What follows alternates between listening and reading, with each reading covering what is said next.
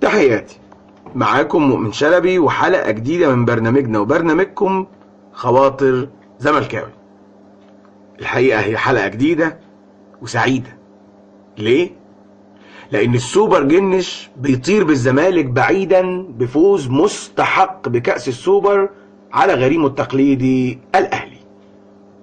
فوز مستحق غصب عن أي حد، واللي مش عاجبه كلامي يشرب من أي خرارة.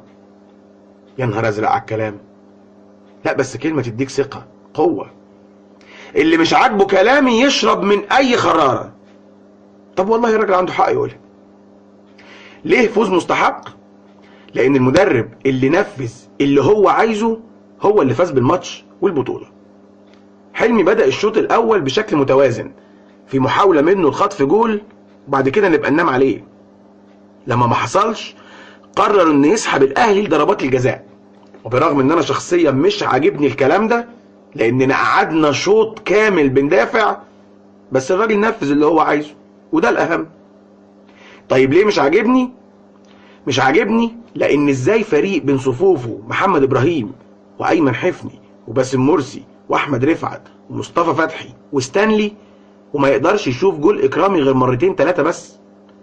ازاي كل الاسامي دي ولما اسعى اني اخلص الماتش بالتعادل ما نجحش في اني احتفظ بالكوره ما بين رجلين لعيبتي لاطول فتره ممكنه؟ السوبر جنش ليه نص الكاس، والنص التاني لعلي جبر والونش وطارق حامد. الزمالك في الشوط التاني ما كانش وحش، ولا الاهلي كان هايل وخطير.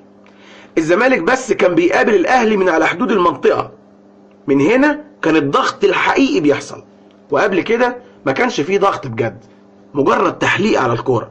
وعشان كده ظهر الاهلي مسيطر، وان كانت سيطره بدون لازمه. طيب ايه الدليل انها بدون لازمه؟ ان الاهلي ما شافش السوبر جنش وش الوش غير في كوره اجاي بس، واللي بكل امانه الحظ ابتسم لينا فيها.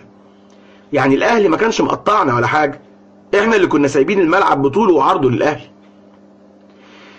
لكن لما كنا بنضغط كنا بنستخلص الكوره بدون خطوره تذكر. مبروك، 1000 مليون مبروك كاس السوبر المصري.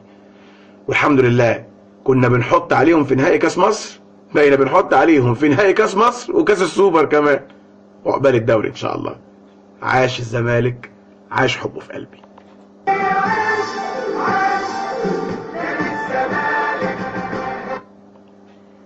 قالوا لأسامة نبيه روح، فاستفزوا السوبر جنش، وبعد كده قالوا له ارفع ايدك الاهلي هو سيدك، فاستفزوه اكتر وزادوا من غرور حسام غالي، فاسمع ما حدث لهم. مؤمن زكريا في مواجهة جنش. مؤمن زكريا وتركيز، وداخل مؤمن زكريا وهوبا وتصد. الضربة الأولى ينجح فيها المتألق جنش، وحطها ضعيفة مؤمن زكريا. صالح جمعة، صالح وتصدد. يا سلام عليك يا جنش، يا سلام عليك يا جنش. روعة يا ابني روعة. شوفوا العدل أساس الملك. الضربة الرابعة للنادي الأهلي حسام غالي داخل حسام غالي وهوبا يا نهار ابيض. خلصت المباراة حسام غالي وخلصت المباراة. انتهت المباراة ولن تستكمل ضربات الجزاء. اهو حسام غالي ده اللي بيلعب احتياطي في الاهلي كانوا عايزينه قال ايه اساسي في المنتخب. حاجة غريبة.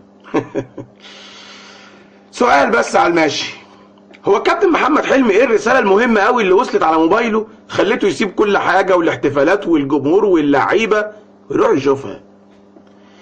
ردود افعال السوبر جنش، الضحكة واللسان والكلام ده، اكتر حاجه بتطمن اللعيبه حواليه.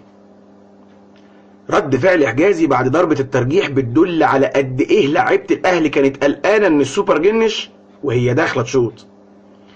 المفروض ان الماتش ده نهايه موسم 2015-2016. الزمالك كان بيلعب على 4 بطولات: دوري، كاس مصر، كاس سوبر، ابطال افريقيا. الزمالك فاز بالكاس وكاس السوبر وخرج من ابطال افريقيا في النهائي.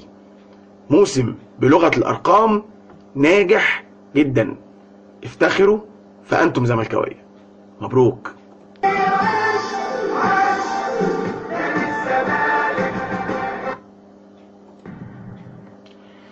نهايه الحلقه السعيده ان شاء الله تكون عجبتكم، ومبروك يا جمهور يا سوبر. ما تنسوش اللايك والشير واشتراككم معنا في القناه. ان شاء الله من انتصار لانتصار، واشوفكم الحلقه الجايه.